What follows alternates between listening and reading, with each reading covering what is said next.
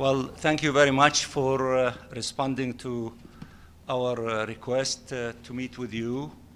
As you see, we are the Arab group and the OIC together that called for this meeting. We had an emergency meeting of the OIC group yesterday afternoon, in which we discussed the latest situation as it relates to the decision of the Israeli government to unleash a massive military campaign against our people in the Gaza Strip. And we decided to have this press conference. The Arab group had also an emergency meeting on Friday last week, and the Committee on the Exercise of the Inalienable Rights of the Palestinian People had also a meeting of its bureau. The Security Council had its meeting. A group of countries, the Europeans in the Security Council, met before you here, before the session of the Security Council. So many groups met, made declarations and statements, and we also, the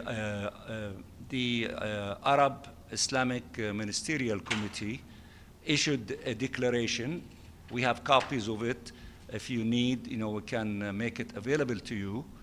And we decided in the OIC meeting yesterday to read a summary statement to you stemming from the ministerial, the Arab OIC Ministerial Committee on the plan of the Israeli government to escalate the military situation and to bring more condemnation against our people in the Gaza Strip. We condemn that, as the committee does, and we demand, all of us, an immediate ceasefire and humanitarian assistance to our people. But I let my sister, the Charge of Turkey, to read the statement, which is the summary of the Ministerial Committee declaration, because Turkey is presiding over the Ministerial Council of the OIC.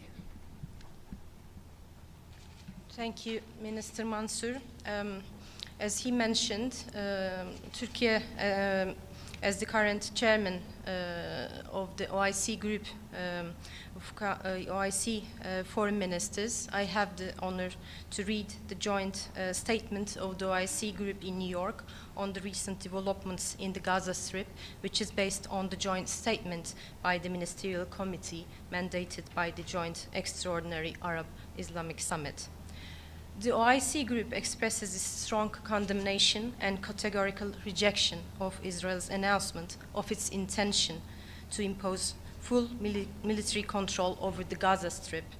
We consider this announcement a dangerous and unacceptable escalation, a flagrant violation of international law, and an attempt to entrench the illegal occupation and impose a fait accompli by force, in contravention of international law, international humanitarian law, and relevant United Nations resolutions.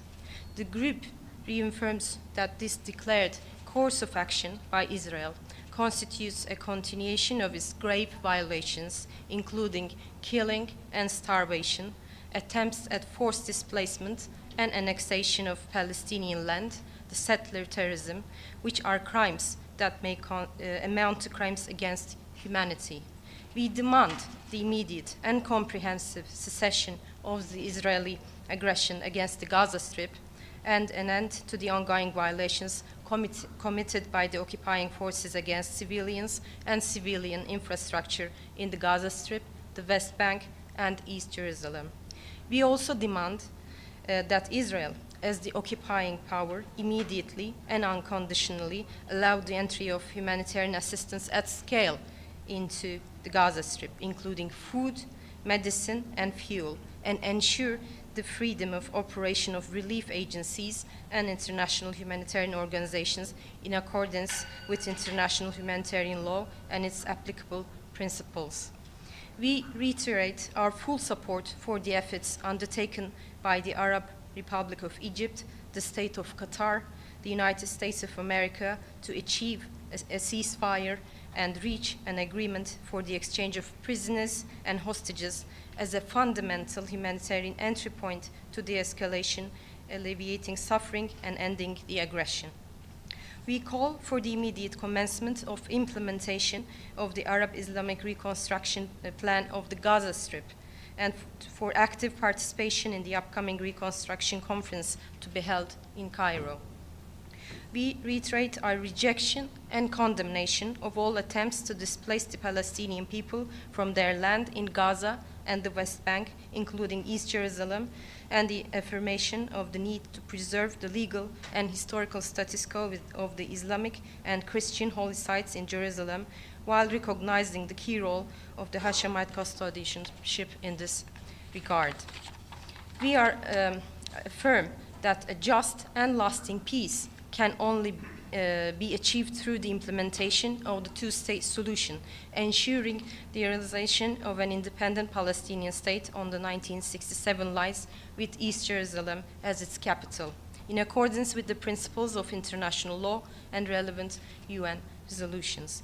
To this end, we hold the Israeli occupation fully responsible for the ongoing genocide and the unprecedented humanitarian catastrophe taking place in the Gaza Strip, and calls upon the international community, particularly the permanent members of the Security Council, to assume their legal and humanitarian responsibilities and to take urgent action to stop Israel's illegal, aggressive policies aimed at undermining prospects for a just and lasting peace, and eliminating any horizon for the implementation of the two-state solution, and ensuring immediate accountability for all violations committed by Israel against international law and international humanitarian law, including those amounting to genocide.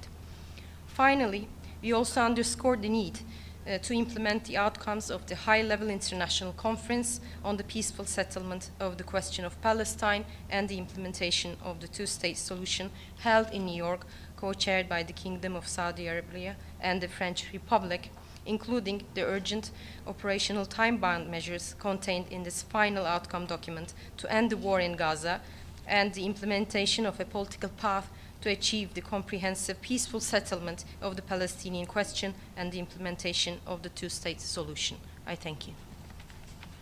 Okay. Yes, Talal. Thank you.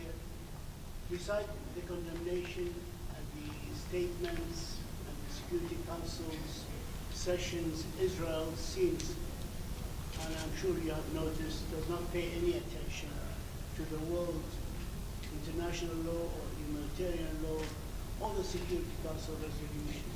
Beyond that, what can the Muslim and Arab countries do to force the Israeli government to implement the minimum of human rights? We also yesterday, the extrajudicial killing of journalists like ourselves, just to silence the voices in Gaza before they invaded. What can we do besides reading statements and communications? Please, anyone. Thank you.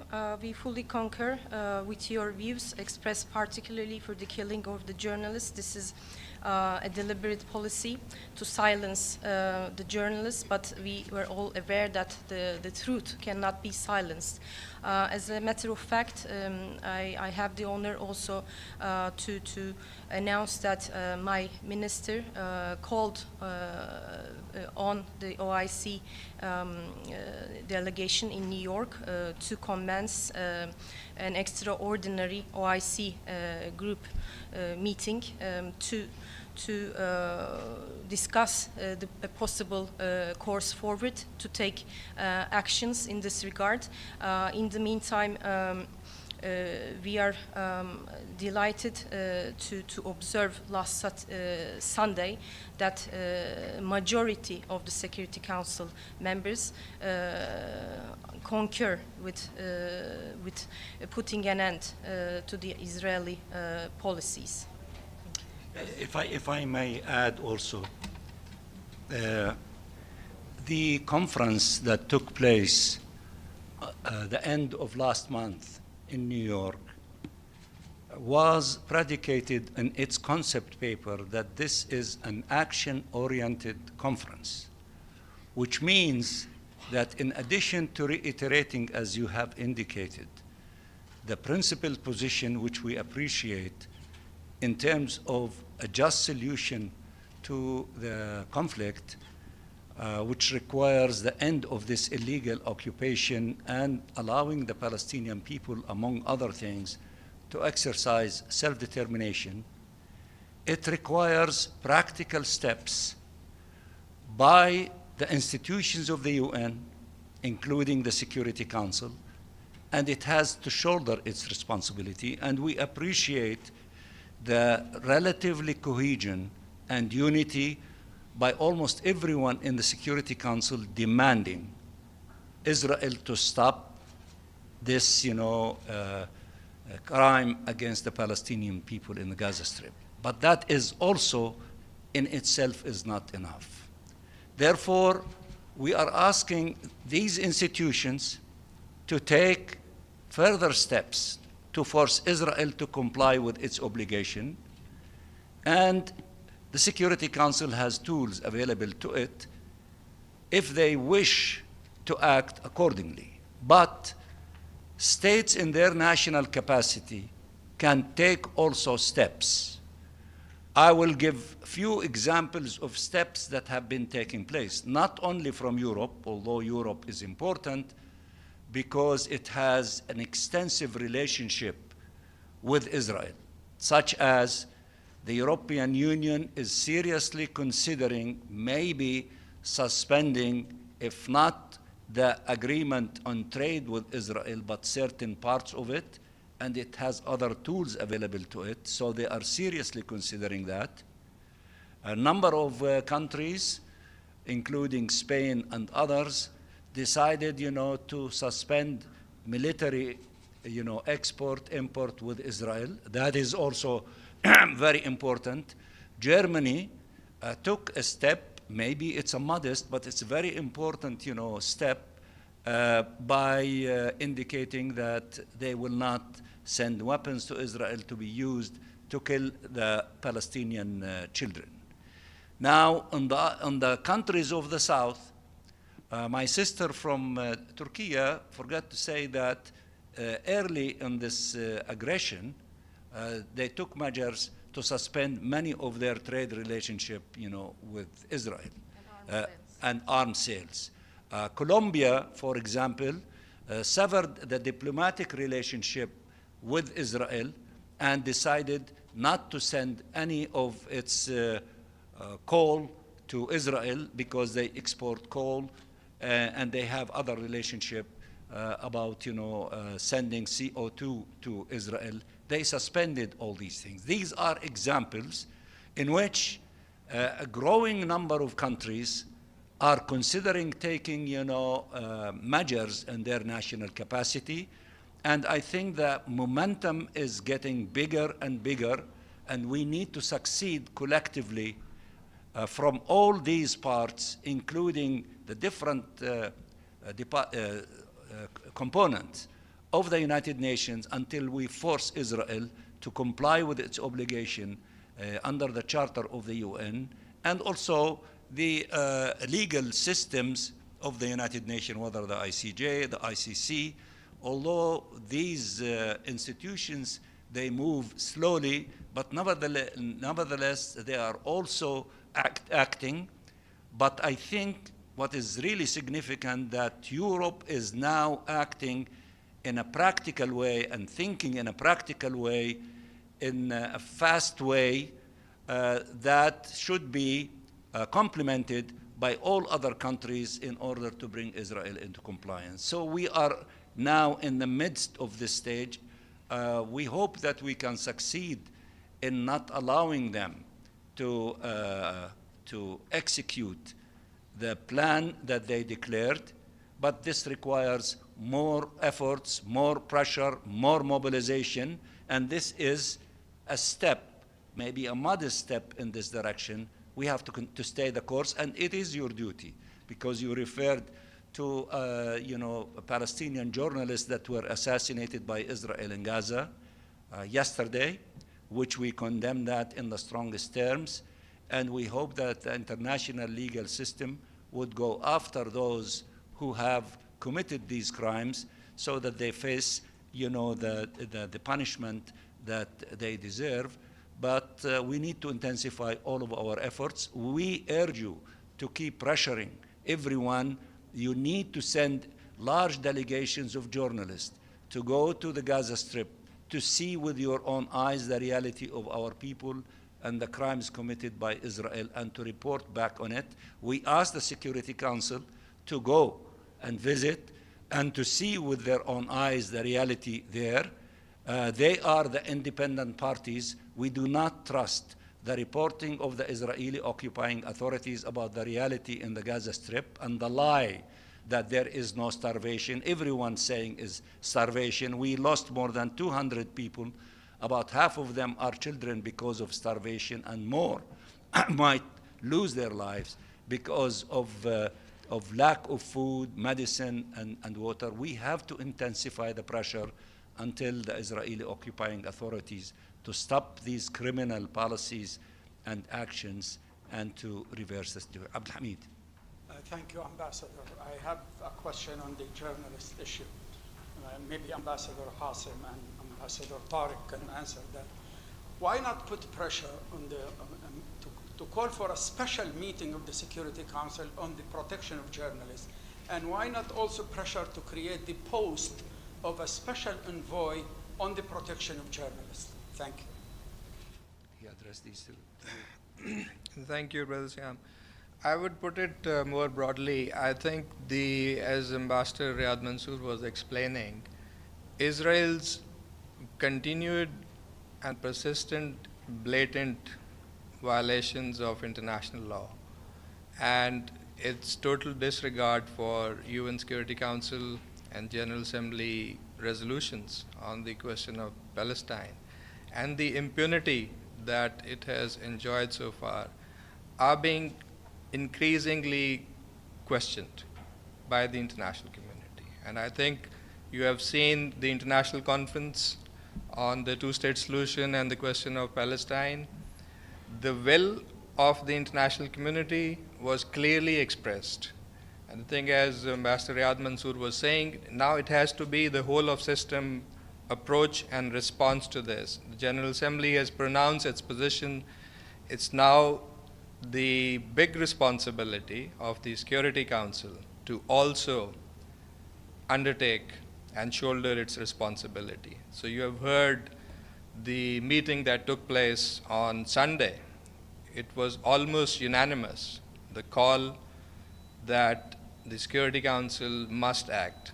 And I think for us, for Pakistan as a member of the Security Council, we cannot accept that we are years later going to be blamed that the Security Council did not act. So we are determined. There are provisions in the Charter that enable the Security Council to take this action, that enable the Security Council to demand that Israel is stopped from taking those steps that it has announced, and we will be working together with other members of the Security Council to transform that collective expression that you heard in the Security Council on Sunday in terms of something more concrete. Tariq, if you want to say something about the journalists. Thank you. Well, I couldn't agree more with Ambassador Asim and, of course, Dr. Riyadh and my colleague from Turkey about what is happening now. I think international law, the protections provided by international law for journalists is there. Having an extra meeting for it does not really necessarily add to this. Resolutions of the Security Council exist, protecting journalists, humanitarian workers, hospitals, infrastructure for humanitarian work. Resolution 2417 on using starvation and hunger as an act of aggression is there. Everything exists. It's about implementing it. It's about holding Israel to account. It's about the impunity that has persisted for 80 years now. There comes a time when this needs to be stopped, and the time is now. We have reached a point where the world's conscience has awoken. It is also your duty. I know many of you have been raising this issue in the press and in your organizations, but it's also the duty of you. Your colleagues are being murdered in cold blood in front of your eyes, in front of the whole world. It is you that need to keep this issue in the media, in the consciousness of the world. So everybody has a responsibility here, including member states, including the Security Council, of course, but also the media, international organizations, NGOs. Everybody has a responsibility, and we need to live up to that responsibility. Yes. Ambassador Mansour, Javier Otaku from EFE Spanish News Service. You have mentioned practical steps. You have given some examples of Western countries, Muslim countries. What about Arab countries? What about those who still maintain relations with Israel? Do you have any expectations from these Arab brother countries? You see that we do have expectations from everyone. We do not exclude anyone. We respect the sovereign right of each state to act according to their calculations, but I am confident that the Arab and Muslim countries will step up to the plate. There are huge things before us, including, the support to the return of the national authority to assume its responsibility in Gaza. We reject the Israeli occupation. We demand its withdrawal, and we have an alternative solution, which is the outcome document and annex of the international conference, which was led by Saudi Arabia and France. And from the Arab countries and the Muslim countries, Saudi Arabia speaks on behalf of everyone. And as we see things unfolding, don't be surprised to see more steps to take place, including when the international conference for the reconstruction of Gaza, which requires tens of billions of dollars, to see more of concrete things to be brought to the table from many countries, including the Arab countries that they have financial capabilities. If you want to ask in Arabic a question. Can I answer in English? In English, so everybody okay. can answer. So as after these meetings you mentioned, and as Islamic and Arab groups, what's your next step within the UN to put more pressure on the specifically the permanent members in the Security Council to act urgently? We are continuing with our consultations with all members of the Security Council, including the President, of course. And we are observing, and that's not only our observation, but the observation of our friends in the Security Council, that there is emerging cohesion and unity and outrage of what is really happening, and they are exerting tremendous amount of pressure in order to stop the killing, stop the military operations, to have a ceasefire, permanent ceasefire, to force allowing humanitarian assistance to take place. We are closely observing the groupings in Europe in which they are making not only statements, but they are taking steps. For example, Norway, one of its biggest funds that invests billions of dollars, maybe tens of billions of dollars in the Israeli economy, they are withdrawing, their assets there. That is a significant step. Countries like the UK, Italy, Canada, Australia, New Zealand, deciding, threatening Israel. If you do not stop this aggression, if you do not reverse your position on the plan, things will take place. Australia announced yesterday that it is going to recognize the state of Palestine.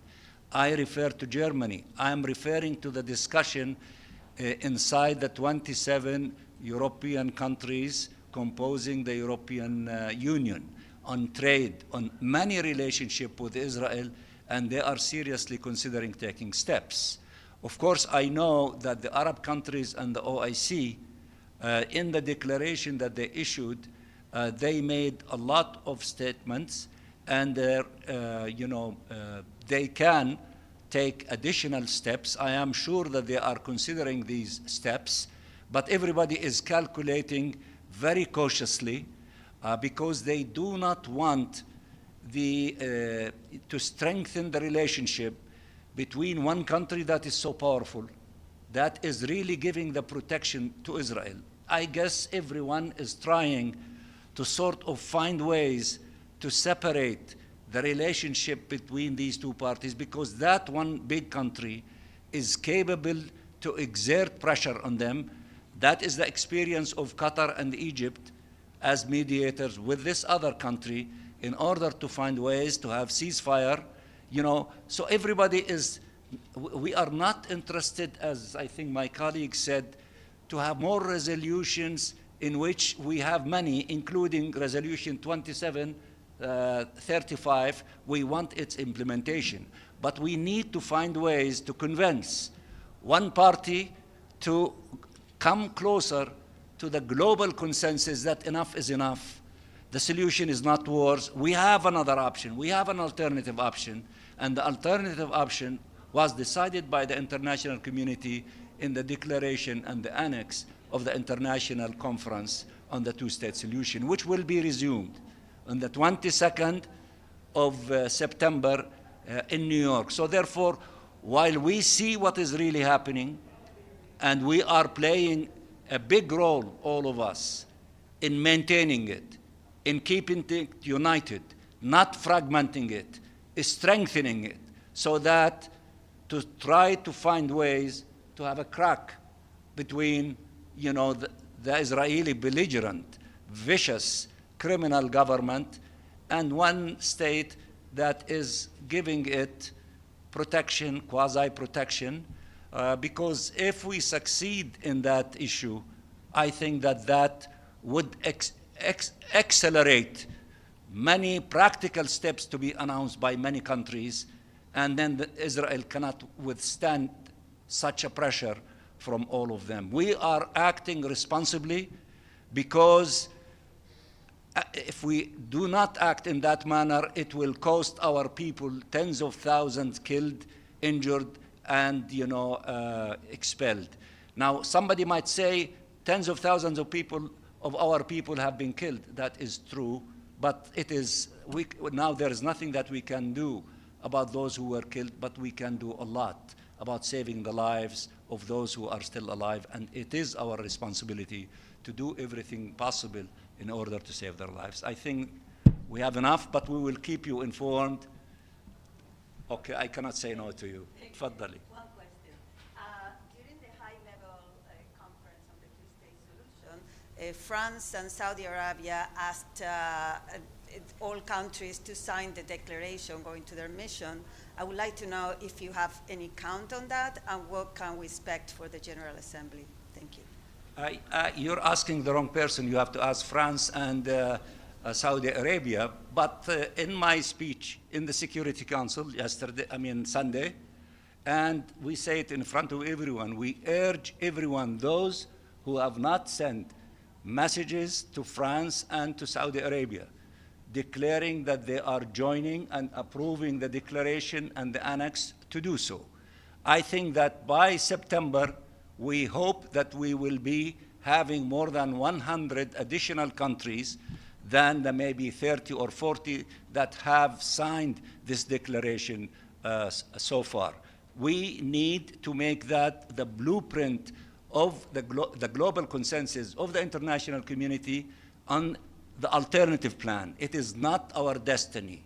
It is not the destiny of the Palestinian people to have an eternal conflict with Israel and to keep losing thousands of our children and women and our people on the hand of this war machine by Israel. It is our duty to convince everyone that there is another alternative, the alternative of immediate ceasefire. As we see the millions, the hundreds of millions in all capitals are saying they want to save the lives of the Palestinian people, ceasefire now, that's their cry.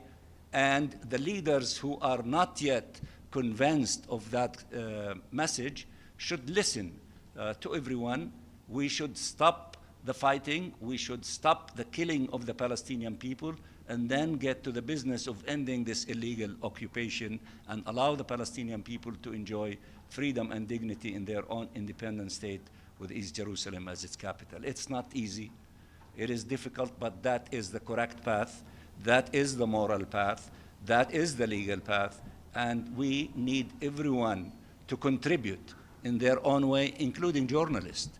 As my brother, Tariq said, as you tell us what we are doing, and that is legitimate question you ask us, we are also telling you, tell the story of the Palestinian people. Tell about the crimes in which more than 270 journalists were killed trying to tell the story of our people in the Gaza Strip.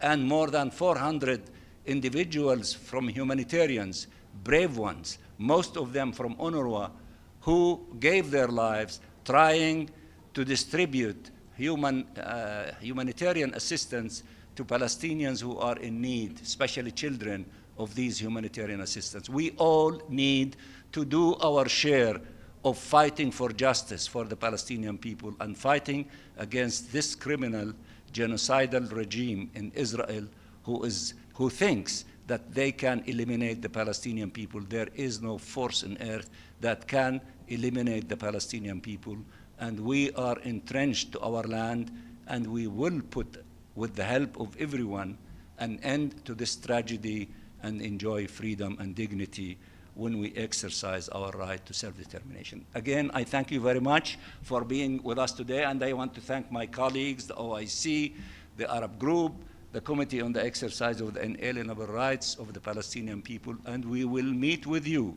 as often as needed. Thank you. Thank you.